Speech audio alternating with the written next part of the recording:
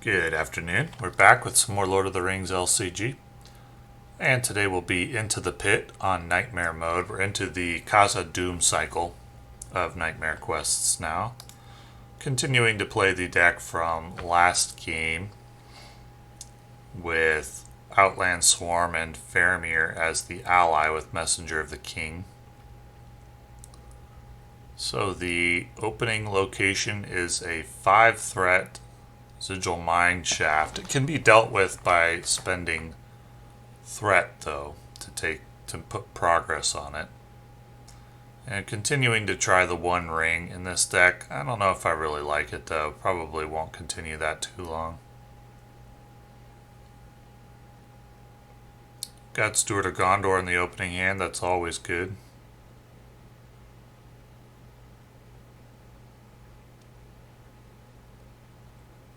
Without leadership Denethor, they're almost always going to be discarding something in the opening round that we wanted to keep. There's never enough resources without leadership Denethor, but what Faramir lacks in opening resources, he makes up for with strong willpower contributions.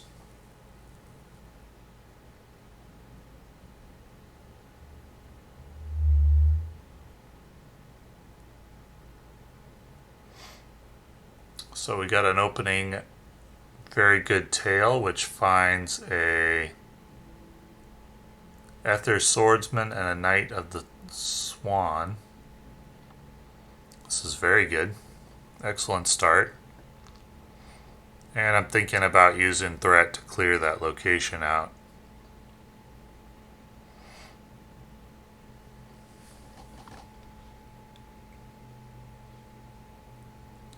Also thinking about using Cave Torch. The Nightmare mode on this quest just means you can only use Cave Torch a limited amount of times before you have to discard it, which is fine. I don't consider it all that useful anyway. So I do use Cave Torch here, though. And then I just go ahead and raise threat by 2 to take care of the last of the location. And that gives me enough progress to clear the quest and get 1 progress on the... clear the location and get 1 progress on the quest. Get first haul, and I will go ahead and travel there, although I forget to actually do it for a moment. It's going to cost me 3 threat to travel there, but no problem. Branching Paths is an annoying location.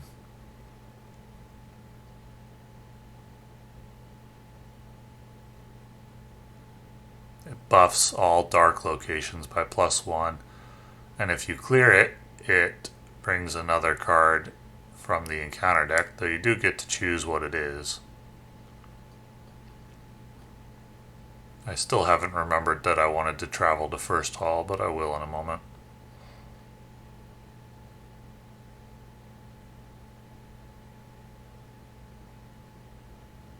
In order to progress through Phase 1, you've got to clear the 3 Moria locations, the East Gate, the First Hall, and the Bridge of Khazad-dûm. They have to be cleared in sequence.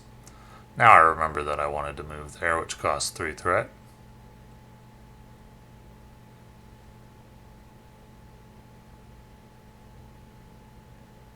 And there's not much on the board to stop me right now. My board state is decent. Not overpowering, but pretty good. Forlong is in his final phase, his final stage. And just deciding how much I should quest for here. And it's another location, Dreadful Gap. Unfortunately, you immediately travel to Dreadful Gap, which returns First Hall to the staging area.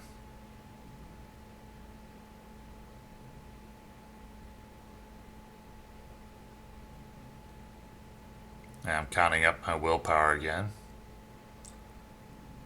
And in the quest resolution, I do go ahead and make enough progress to clear Dreadful Gap right away. It just means that I have to move to first hall again and pay the travel cost again, which is 3 threat. This deck starts at pretty low threat, so that's not too big a deal.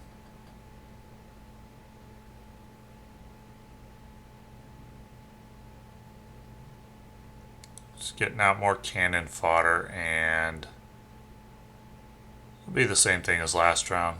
Just questing.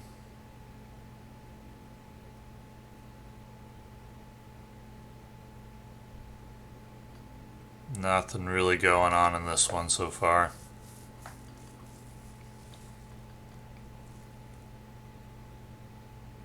Don't need to quest for too much. Narrow Fissure, that's a doomed one.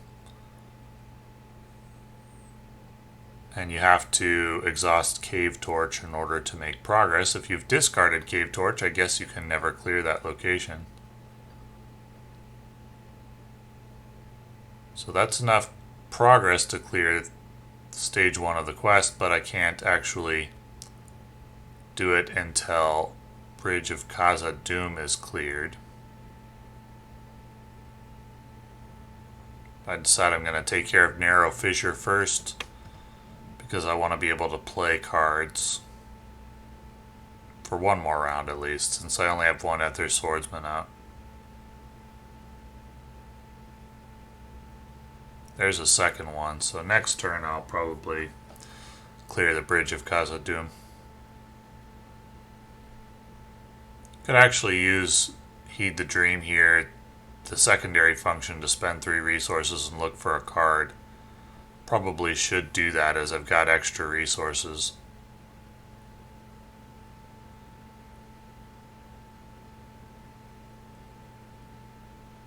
And there's the last Ethir Swordsman and Warrior of Lossarnach. That's my first one of those.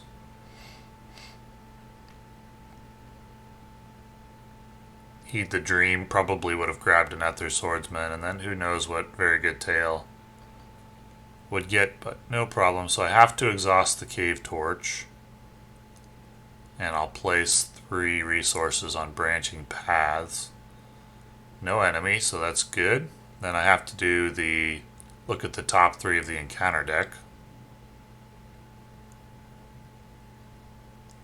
Reveal 1 and put the other 2 on the bottom of the deck. I think I'll probably grab the location.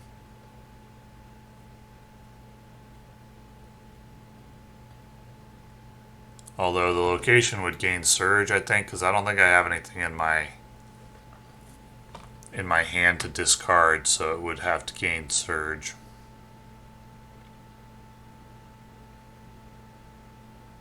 And Watchful Eyes will most likely go on Hirluin. Could go on Erestor too.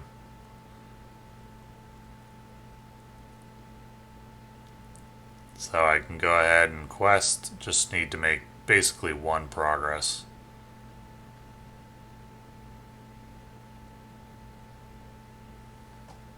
Actually should not have cleared Branching Paths there. I didn't notice that Narrow Fissure gives each dark location plus 2 quest points, so it should still be in staging with 2 quest points, but based on the willpower that I have right now, I wouldn't have Watchful Eyes on me, and I actually think that would have been better for me not to clear Branching Paths, because I have so much willpower, but the Watchful Eyes I don't have a way to deal with. So that mistake actually hurts me, I think, even though I did clear a location out. I should not have been able to play that card, Very Good Tale.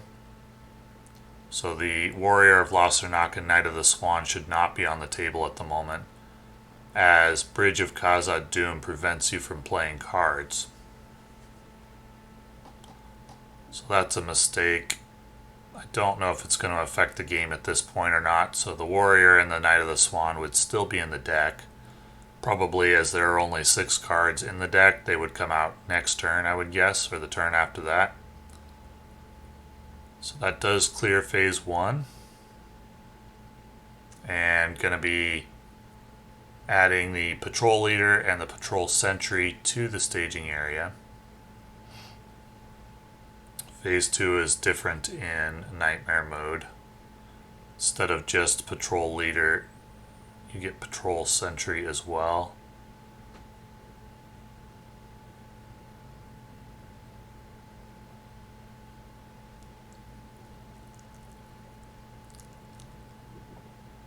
And I need to make 2 progress, which you can't do except by defeating enemies, so I need to defeat 2 enemies in order to advance the quest.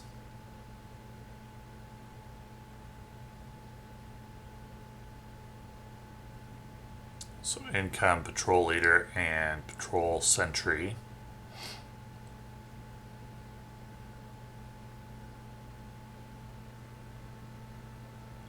So Forlong should have only 2 armor here instead of 3.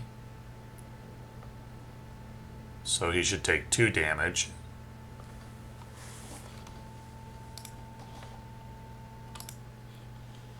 Which would put him at 3 wounds instead of 2, no problem since he currently has 5 HP. And the Hunter of Lamedon should have 2 wounds now, instead of 1. And I would need to attack with a little bit extra in order to take these guys down. But this would, as there would only be 2 Knights of the Swan instead of 3. But no problem because I do have many extra guys available. Hirluin, more Knights of the Swan, and Envoy of Pelargir.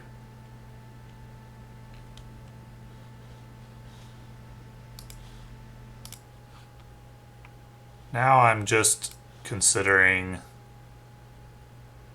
just making sure I haven't forgotten anything. Do make 1 progress by destroying the enemy. The patrol leader is a little tricky. You can do the damage, but if you discard an enemy, he doesn't take any damage, and that's what happened. I had damage to do to him, but he negated it. Which is annoying. You just have to kind of get lucky or keep trying every round until you get the damage through, which will happen. So I have to discard a questing character that I control, and I decide that will be one of the Herdsmen, which would actually... No, that doesn't affect anything. It's fine. I have 3 of them. So, Forlong. It's likely that the board state is correct now. In spite of playing cards when the Bridge of Khazad-dûm was out, I have a lot of resources on Hirluin and very few cards left in the deck. So if the board state isn't correct, it wouldn't have made any difference at all. In some cases it would, but in this case, my board state was so strong that I had lots of extra willpower, lots of extra attack, etc. And now just need 12 progress on the main quest, A Way Out.